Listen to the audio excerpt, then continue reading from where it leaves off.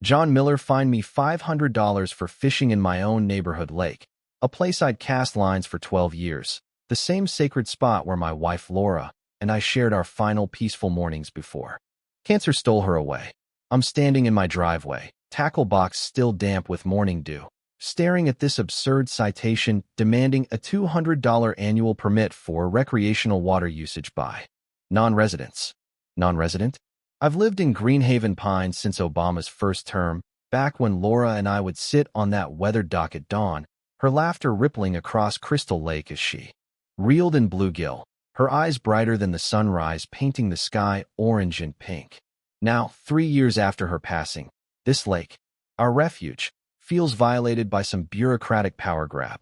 The air carries the scent of lake water on my flannel, mixing with the fresh-cut grass from Mrs. Larson's Tuesday lawn routine next door, while in the distance, Laura's memorial wind chime, copper, pipes I crafted for her final birthday, clinks softly in the breeze, a sound that once soothed but now fuels a quiet rage because Susan Carter, the HOA president, tried fining me for that too.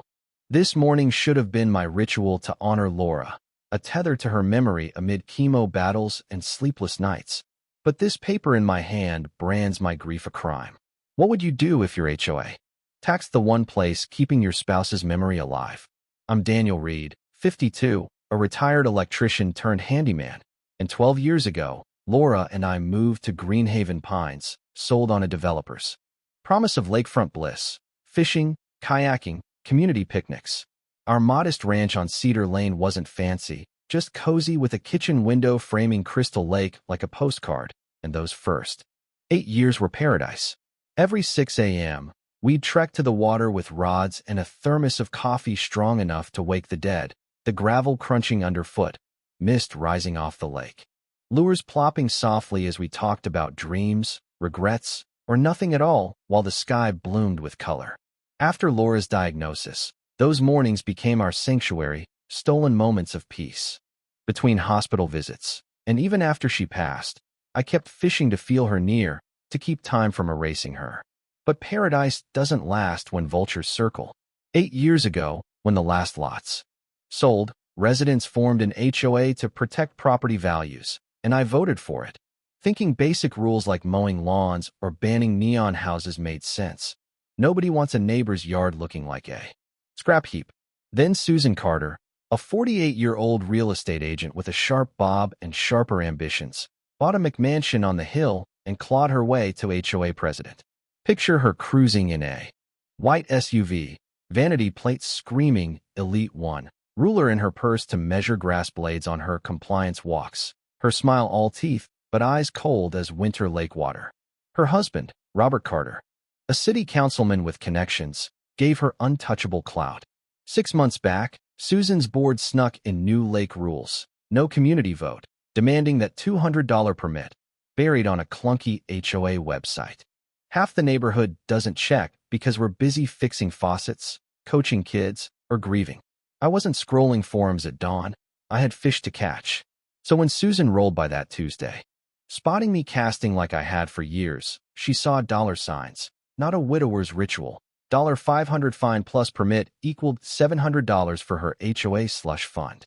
I marched to her office, a sterile box doubling as HOA HQ, reeking of stale coffee and fake lavender, plastic chairs sticking to thighs under buzzing fluorescents.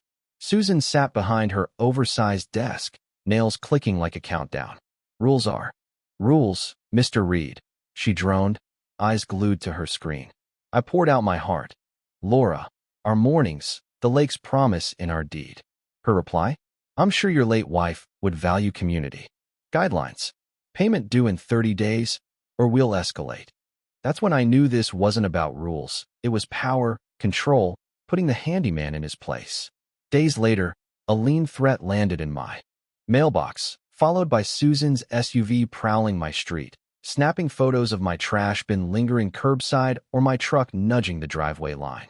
The worst? A citation for an unsightly wind. Chime. Laura's chime. It's copper music, our last shared gift, now insulted like spitting on her grave. Rage could have consumed me, but 30 years fixing electrical faults taught me to trace problems to their source, So I turned that fury into strategy. If Susan wanted paperwork wars, I'd outplay her. At the county courthouse, a brick beast smelling of old coffee and bureaucracy, I dug through basement records with Betty, a clerk who'd filed since Reagan, her guidance leading me to dusty ledgers. 6 hours, and while vending machine coffee later, I hit gold, Greenhaven Pines. Original deeds guaranteed lake access in perpetuity for residents, legally binding, not sales fluff. HOA rule changes needed 75% resident approval, filed with the county. Susan's board? No vote.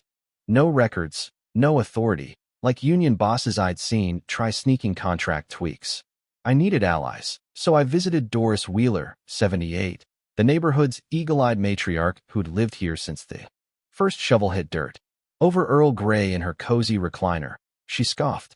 No vote on permits, Daniel. I'd have raised hell. Doris, tiny but fierce, raised 4 boys and buried 2 husbands, once making a salesman cry with a glare.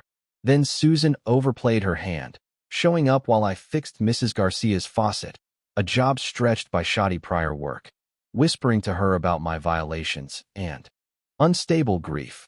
Mrs. Garcia, who'd fought her own HOA battle over a garden, snapped. A man honoring his wife sounds stable. Leave, or I call the cops. Over her churros, she spilled. Half the neighborhood had Susan's stories, but feared retaliation. That night, Laura's chimes singing in the breeze, I realized this wasn't just my fight. Susan had built a fear empire, but she'd sparked a rebellion. She went nuclear, posting an emergency meeting notice for a Tuesday night when workers couldn't attend, targeting chronic violators and my truck.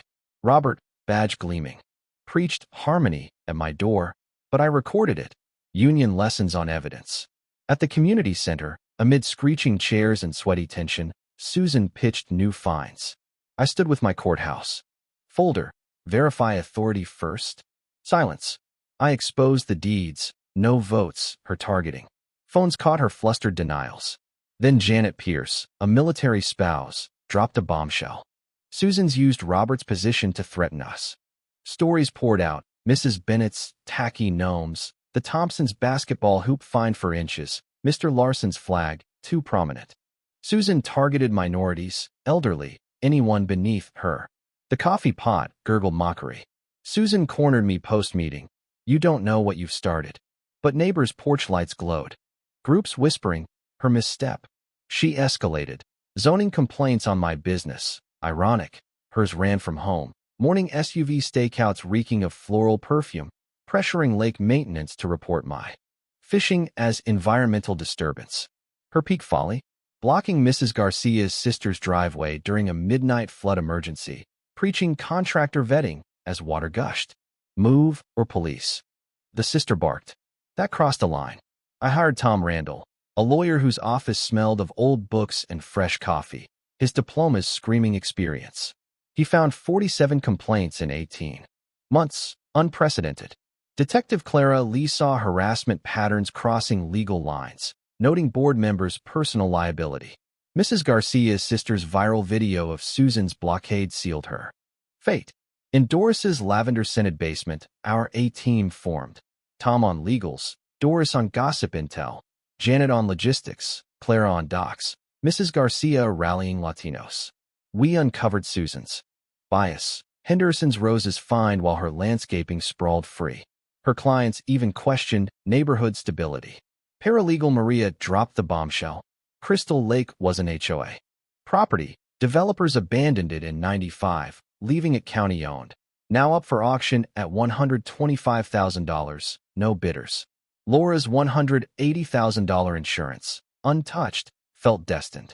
I outbid developers at $185,000. Heart pounding as the gavel fell, making me owner of Susan's power base. 6 weeks of secrecy followed, liquidating funds, forming a trust, dodging strict auction rules. Susan ramped fines, gnomes, lawns, flags, oblivious to her doom. Robert distanced himself, sensing fallout. Auction day, crisp air and 4 bidders. 2 developers eyeing retail, 1 retiree wanting private fishing. I bid $185.